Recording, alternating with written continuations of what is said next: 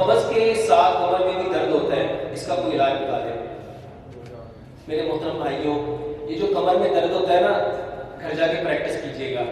یہ جو پیٹ ہے نا، اس کو ذرا پھلائیے گا، اس کو زور لگائیں گے تو آپ کی ایگزیکٹ کمر میں درد ہوگا۔ جب کمر کو، یہ پیٹ کو ہم پھلائیں گے تو کیا ہوگا؟ کیوں درد ہوا؟ آپ کے پیٹ کو آگے جب دھکیلا گیا، زور لگایا۔ اسی طرح جب ہم زور لگاتے ہیں تو وہ کمر کے اوپر زور آتا ہے۔ وہ کام کرو کہ آپ کو زور لگانا ہی نہ پڑے۔ ایک لقمے کو 32 بار چباؤ۔ ایک لقمے کو 32 بار۔ ذرا سچ بتاؤ، جب ایک لقمے کو 32 بار چباؤ گے کھانا کیا بن جائے گا؟ اس کو سمجھو، اللہ تعالیٰ نے دانت کتنے بنائے ہیں؟ 32 دانت ہیں۔ 8 دانت ہیں 1 نوک والے، 8 دانت ہیں 2 نوک والے، 8 دانت ہیں 3 نوک والے، 8 دانت ہیں 4 نوک والے۔ 1 نوک والے کا کام ہے کاٹنا، 2 کا کام ہے پھاڑنا، 3 کا کام ہے چیرنا، 4 کا کام ہے پیسنا۔ کھانے کو دانتوں نے کاٹنا تھا، پھاڑنا تھا، چیرنا تھا، پیسنا تھا، تو یہ کب ممکن ہونا تھا؟ جب آپ کھانے کو کتنا چباتے ہیں؟ اور ہم نے کیا کیا؟ تیزی کا کام کس کا ہوتا ہے؟ کس کا ہوتا ہے؟ پھر سوچ لو کس کا ہوتا ہے؟ کھانے کے دسترخوان پہ ہم کون ہوتے ہیں؟ میرے محترم بھائیوں، ایک لقمے کو کم از کم 32 بار چباؤ۔ اللہ کی قسم کھا کے کہتا ہوں، دنیا دھند رہ گئی۔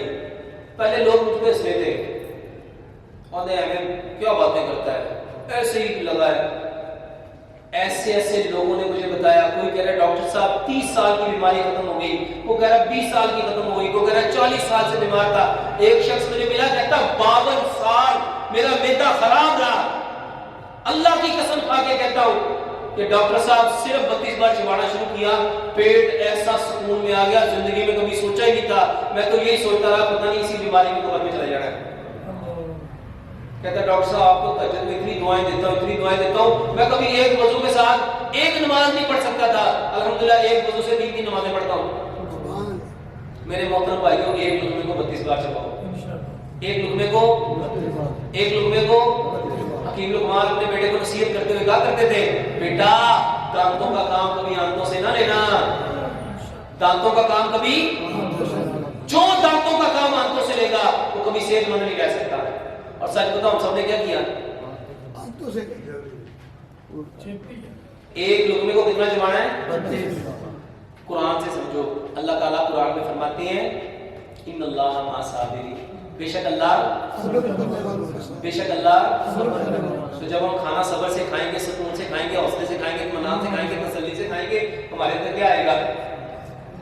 کھانے کو صبر سے کھاؤ۔ ساری دنیا کس لیے کمائی کرتی ہے؟ کس لیے کرتی ہے؟